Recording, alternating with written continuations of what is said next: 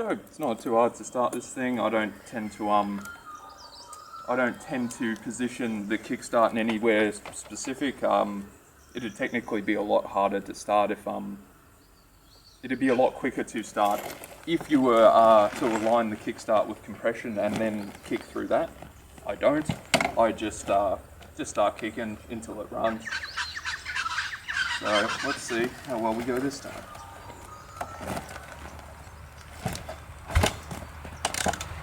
Get choke on.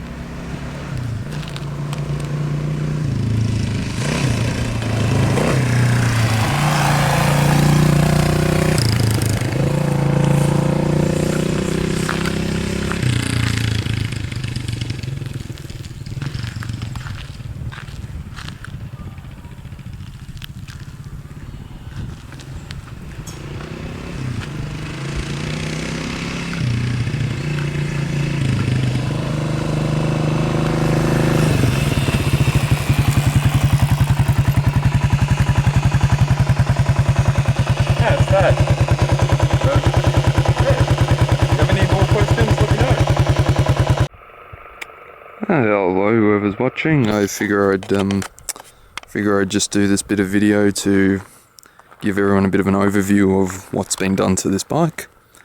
So, as it stands, this bike's been pretty heavily modified. A lot of the stuff that you kind of more or less have to do to get a KLR to be rideable and stable. So, first major thing that we'll see if we start up the front is the front shocks have all been replaced with KLX600 parts. So from a second gen about 96 bike. So that includes brake rotor, brake calipers. So the rotor's about the same size, but they're proper dual piston calipers, so the bike actually stops a lot better. It's a new front tire on that rim. It's only got a couple of hours on it. The front forks are obviously a lot better weighted than the originals. KLRs, pretty much any generation of KLR they generally tend to come with really poorly sprung front and rears. So this has fixed the problem. It rides really beautifully. The only thing to note up the front is that front rim is actually a bit buckled. I didn't do that. That's how the part came. So the bike hasn't been run over a ditch or anything like that. But yeah, the rim is a bit buckled, so that would probably ideally need replacement if you were going to take it on the road. Otherwise, it's not too offensive. Going back a bit further, you can see it's a little mismatched in colour. I had to buy those flares in from Norway, the red part, so that's a little bit mismatched in colour, but they're all good solid parts. So that's kind of what's key here. In terms of the dash cluster, that's had the needles reworked, so I've had to 3D printed some new needles because they got old and brittle from being in the sun. Same sort of thing that you'd just expect from really any old bike that's been in the sun. New brake reservoir. Yeah,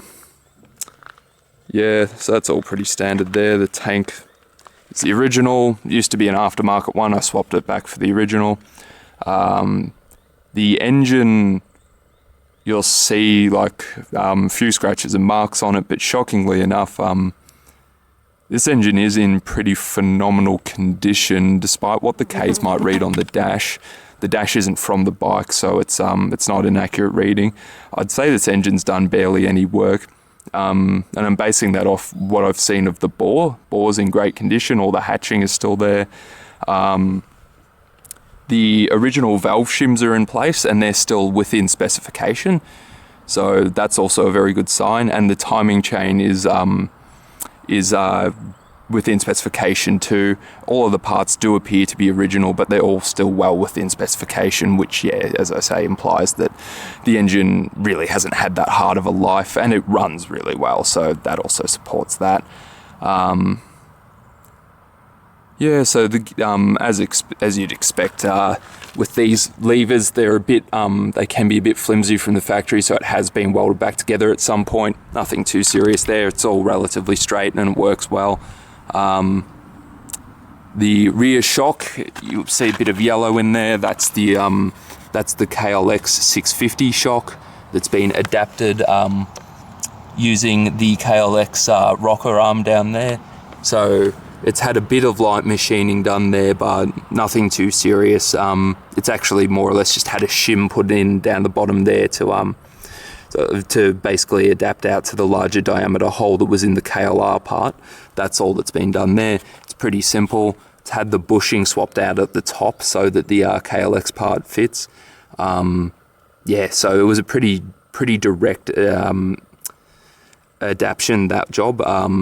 Simply because they actually are very, very similar bikes in terms of their rear suspension, the KLR and the KLX. So yeah, everything back there is nice and healthy, plenty of grip on that tyre. That tyre is a bit older, but it's not showing any signs of particularly pronounced wear or anything like that. Grip's fine, nothing wrong with it there. Rear drum brake, I've never had to open it, so I'm actually not sure what it's like in there. It's adjusted fairly far back, which implies that there's still plenty of life in there, and it stops really well, so I would assume that those are quite healthy. No problems to be had there. The rear exhaust is a Stay in Tune aftermarket unit, which sounds really nice. Nothing to complain about there, it's a good pipe. Yeah, otherwise what do we got here? Yes, it's had a thermal bypass kit put on it. So these bikes from the factory, and even the 2023 models, have still got this problem. They don't heat up properly, which blows piston rings and wears them out really bad. It's just one of the classic Kawasaki problems that you run into with these from stock. So it's had that installed, so now it heats up properly, and it actually won't blow piston rings and things like that. Ignore the fact there's a bit of oil around here and all that. It did have a bit of a leak in the rocker cover. I've since fixed that, so that's just a hangover from that. This model is, of course, kickstart only, which isn't too big a deal. If you really wanted to fix that, the local Wreckers does have one of my old motors, which is electric start. So it was also in pretty good condition, so you could swap that onto this bike fairly easily. I just, didn't really have the time to put aside to do all that, so, I just never did. Plus the kickstart never bothered me that much, so I personally never replaced that. Most of the coolant hoses have been replaced. As you'd expect from age, they got a bit perished. Carburetor's been rebuilt, has an all-metal needle in there instead of the rubber-tipped unit, because these come with rubber-tipped float needles, and it just results in them getting stuck all the time, and they just drop all the fuel that's in the tank when you're stuck out in the middle of the bush. So that's been replaced because that was very silly from the factory, so it's much better now. It doesn't tend to leak. It's also been adapted to a custom airbox that I've manufactured myself. I can confirm it breathed really well, so the factory one was missing. It was much easier for me to just make one, so I did. It's running 5 different, 5 of the same filter element in there. I can get better pictures of that if anyone's interested, but all you need to know is it's a very, very good filter. It has been great.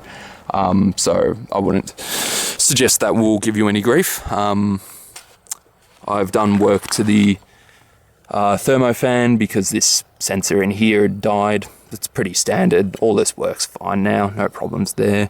The CDI has been replaced with an original unit. because the old one was a bit dodgy, so this one's really good, no problems there.